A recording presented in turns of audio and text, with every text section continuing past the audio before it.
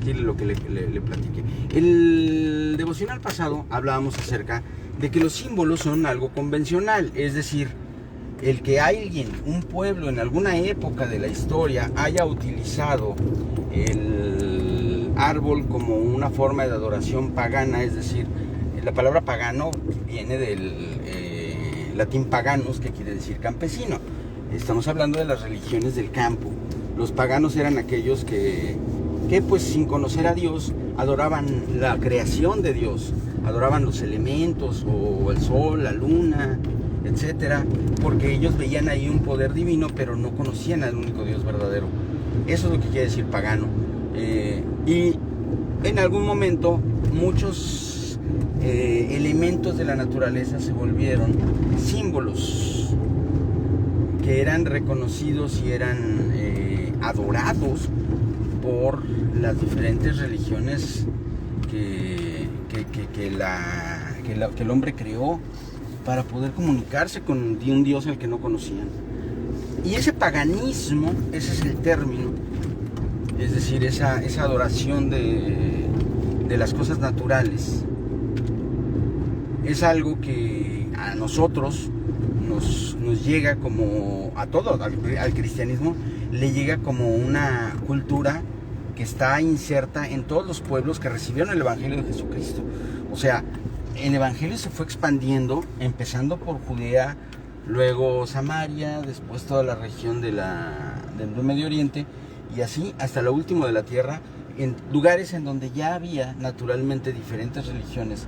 Y esas religiones tenían símbolos, en algunos casos ellos les asignaban un valor sagrado a esos símbolos, pero con la llegada del cristianismo definitivamente se estableció una división ya clara entre las religiones paganas, las religiones que adoraban dioses distintos del único Dios verdadero, y el cristianismo. Pero culturalmente muchos de los símbolos que ellos usaban pues permanecían ya como parte de una cultura popular. Mire, la Navidad es el ejemplo más claro de ello. La Navidad la celebra el mundo entero, no solamente los cristianos, personas que, bueno, hasta los ateos celebran Navidad, con eso se lo digo. O sea, Navidad se ha convertido en una festividad secular. Ayer hablaba con un primo al respecto, y él dice que una niña de 12 años, una jovencita que creció dentro de un ámbito teóricamente cristiano, ella, su familia son católicos y todo eso, ella no sabía que se celebraba en Navidad. Ella decía que no se celebra el nacimiento de Santa Claus. Es en serio, así lo dijo. Entonces, y sin embargo, a pesar de esa ignorancia del significado verdadero de la Navidad, ella la celebraba y recibía sus regalos y hacían la fiesta y la cena y todo.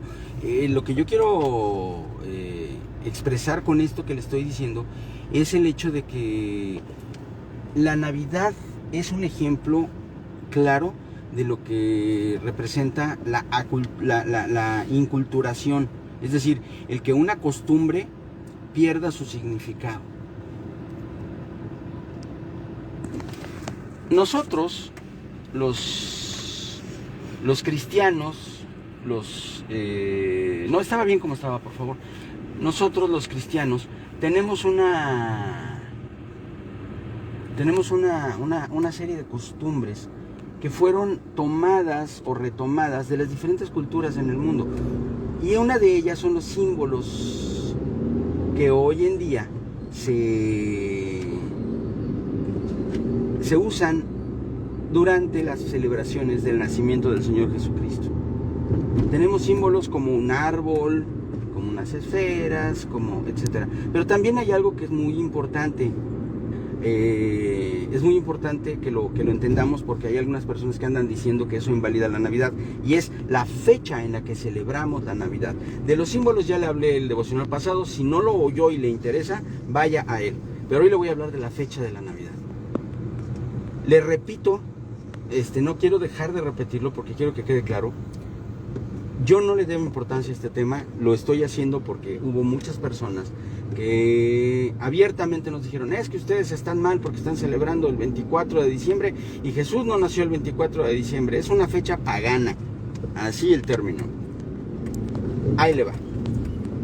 Efectivamente, para empezar, estamos convencidos de que es muy improbable que el Señor Jesucristo haya nacido el 24 de diciembre. Muy improbable por varias razones. La primera de ellas es que el relato bíblico nos cuenta que, así literalmente se lo voy a citar, dice: y había pastores en aquella misma región, los cuales guardaban y velaban las vigilias de la noche. Ellos cuidaban sus rebaños, cuando he aquí un ángel de Dios se presentó y les dijo: no temáis, porque he aquí que os doy nuevas de gran gozo, que os ha nacido hoy en la ciudad de David un Salvador, que es Cristo el Señor. Y así el ángel, anunciando el nacimiento de Jesús, en el campo, en la vigilia de la noche, en la cual los pastores andaban afuera, o sea, andaban en el campo, nos revela que la época era propicia para ello. Y definitivamente en Israel, en invierno, hace un frío que pela los huesos y que mata a los animales y a las personas, igual que, por ejemplo, la Ciudad de México, ¿no? Era un clima similar o incluso un poco más frío. Entonces es inimaginable que los pastores anduvieran de noche en el campo pastoreando a sus ovejas en invierno. Por lo tanto, esa es la primera conclusión a la que llegamos. No pudo haber sido en invierno, porque los pastores andaban fuera. Segundo, tenemos nosotros un evento que también está asociado a la temporada, que es el censo. Acuérdese usted que José y María eran habitantes de Nazaret. Ellos no vivían en Belén, vivían en Nazaret, pero tuvieron que trasladarse a Belén para ser censados. El censo era fue un decreto de Augusto César, que quería saber cuántas personas tenían que pagarle impuestos, ¿verdad? Necesitaba un conteo de todas las personas que vivían en su imperio, y la gente fue invitada amablemente por el ejército romano a trasladarse todos a sus lugares de orígenes para ser censados. Un viaje muy incómodo, muy complicado, que José y María se aventaron, además, no solamente pues con la incomodidad de tener que viajar y cerrar la carpintería y tener que andar haciendo cosas, sino en el término del embarazo de María. Pero no era opcional. Ese viaje hubiera sido imposible en invierno. Tenemos nosotros documentación histórica extrabíblica que nos habla del censo de Augusto y que fue convocado por las calendas de mayo. Es decir, no pasó tanto tiempo, no pudo haber pasado tanto tiempo entre el decreto del censo y el cumplimiento del mismo. Así que también ahí tenemos una pista de más o menos por dónde pudo haber sido.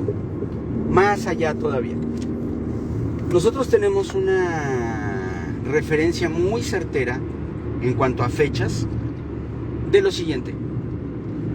Elizabeth, la prima de María, concibió a Juan el Bautista 6 meses antes de la concepción de Jesús.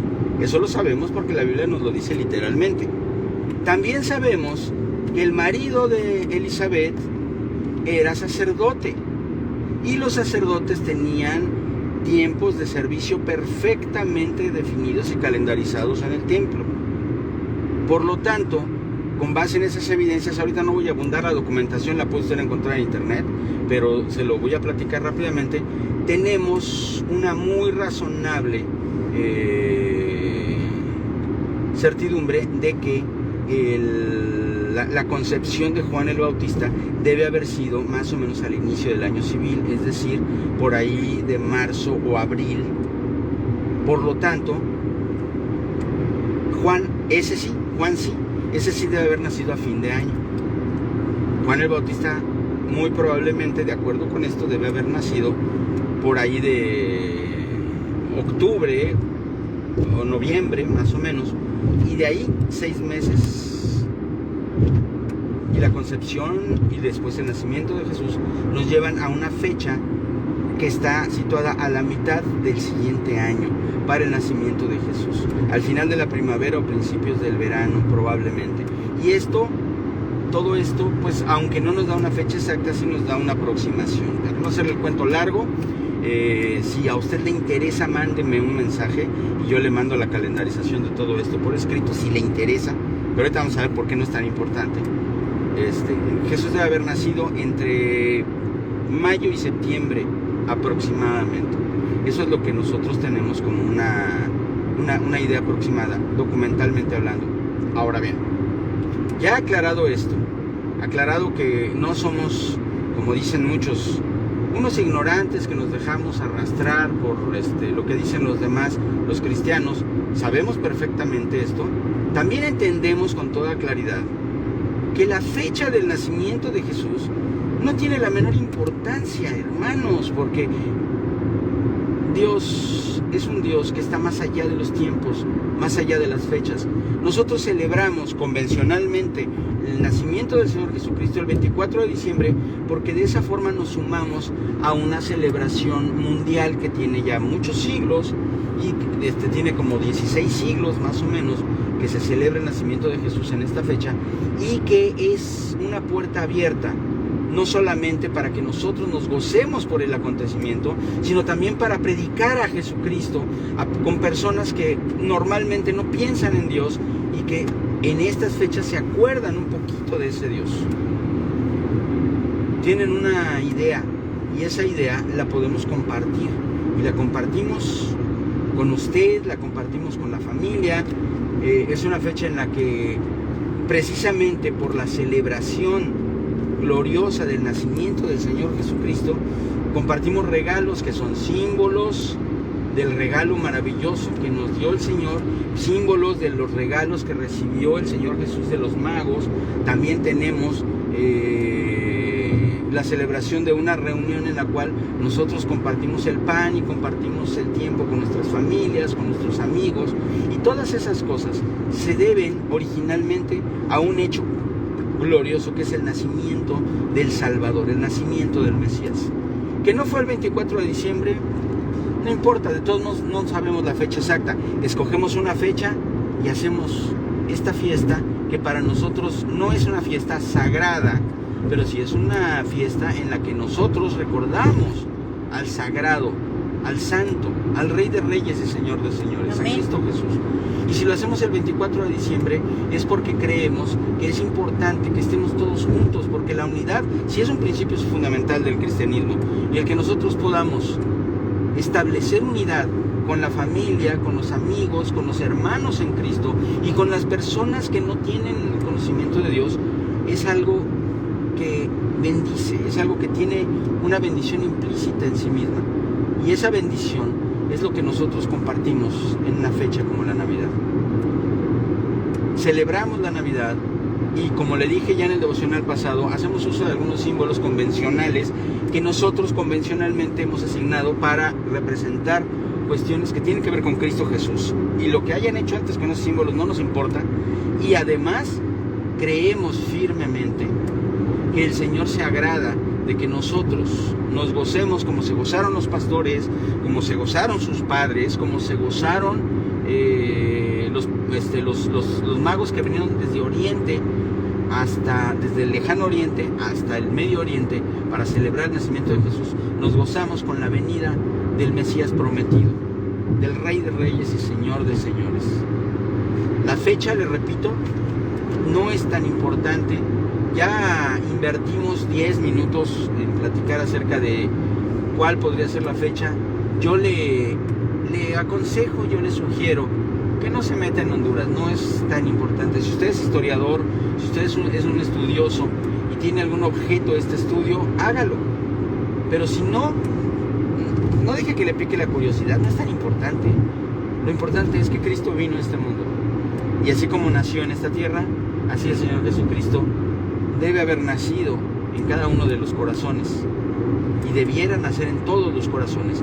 Pero dice la Escritura que muchos son los llamados, pero pocos los escogidos. Si usted está escuchando este devocional, es porque Dios ya puso sus ojos en usted.